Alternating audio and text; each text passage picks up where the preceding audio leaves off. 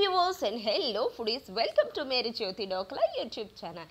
ఇవాళ మన special recipe ఏంటో తెలుసుకునే ముందు నేను చెప్పిన ప్రాసెస్ మీరు ఫాలో అయిపోండి. ఒక బౌల్ తీసుకొని ఒక ఫుల్ కప్ క్రీమ్ మిల్క్ అయితే క్రీమ్ మిల్క్ లేదంటే నార్మల్ మిల్క్ తీసుకొని వేయండి. వేసిన తర్వాత అదే కప్పుతో హాఫ్ కప్ మిల్క్ పౌడర్ అనేది వేయండి. వేసిన తర్వాత అదే కప్పుతో 1/3 వంతు లేదంటే 1/4 వంతు పావు కప్పు కంటే కాస్త ఎక్కువ ఉంటే మంచిది షుగర్ అనేది వేయండి. వేసారా? ఇలా వేసిన తర్వాత ఈ మూడు చక్కగా పాలతో మిక్స్ అయ్యేలా, పాలల్లో కలిసేలా చక్కగా ఎలాంటి గడ్డలు లేకుండా స్మూత్గా కలుపుతూ ఉండండి. ఈ రెసిపీ ఏంటనుకుంటున్నారా? ఇంకేదో కాదండి, the best tasty home made ice cream అన్నమాట.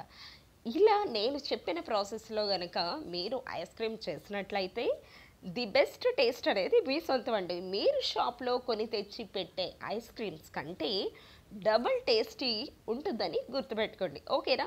ఇది టేస్ట్ చేసిన తర్వాత మీరే చెప్తారండి సూపర్ అని. ఓకేనా?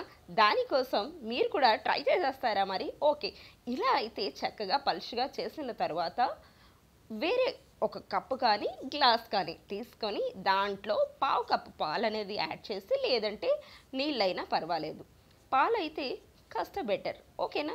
దాంట్లో ఒక ఫుల్ స్పూన్ కార్న్ఫ్లోర్ అనేది యాడ్ చేసి దీన్ని బాగా మిక్స్ చేయండి. చూసారా? ఇలా పాలల్లా కలిసేలా మిక్స్ చేసిన తర్వాత ఇప్పుడు స్టవ్ ఆన్ చేసుకోండి. స్టవ్ ఆన్ చేసి మీరు చేసే ఈ ప్రాసెస్ అనేది మీడియం ఫ్లేమ్ పైన లేదంటే లో ఫ్లేమ్ పైన మాత్రమే మీరు ఈ ప్రాసెస్ని చేస్తూ ఉండాలి. లేదంటే మీరు తయారు చేసిన మిక్సర్ అనేది గడ్డ కడుతుంది. ఓకేనా? ఇప్పుడు మీరు ఏదైతే పాలల్లో మిల్క్ పౌడర్ ఇంకా షుగర్ వేసి కలిపిన మిల్క్ ఏదైతే ఉందో దాన్ని స్లోగా కలుపుతూ మీడియం ఫ్లేమ్ పైన లేదంటే లో ఫ్లేమ్ పైన కుక్ చేయండి. ఇలా బాయిల్ అవుతూ ఉండగా మీరు ఏదైతే కార్న్ఫ్లోర్ మిక్స్ అనేది రెడీ చేసి పెట్టుకున్నారో ఆ మిల్క్ని కూడా దీనిలో యాడ్ చేసి చక్కగా స్మూత్గా కలుపుతూ ఉండండి, గడ్డలు లేకుండా.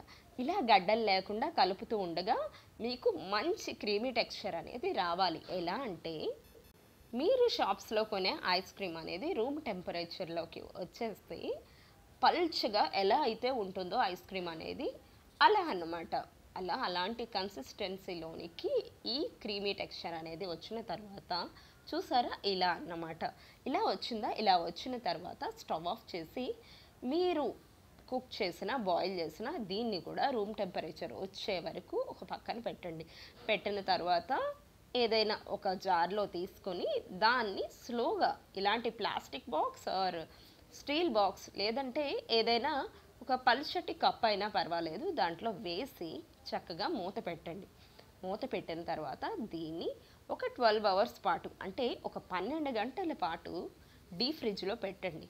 పెట్టి అలానే ఉంచి 12 అవర్స్ తర్వాత మీరు తీసి చూసినట్లయితే చక్కగా ఇలా థిక్గా వస్తుందండి ఐస్ క్రీమ్ అనేది. చూసారా? దీన్ని గనుక మీరు సర్వ్ చేశారంటే సూపర్గా ఉంటుందండి. ది బెస్ట్ టేస్ట్ అనమాట. పక్కాగా వస్తుంది. మీరు షాప్స్లో కొనుక్కునే ఐస్ క్రీమ్స్ కంటే అదిరిపోతుందండి. ఓకేనా? మీరు కూడా ట్రై చేయండి. ఇదేంటి అనుకుంటున్నారా? ఇది కూడా మన ఛానల్లో ఒక రెసిపీ అండి.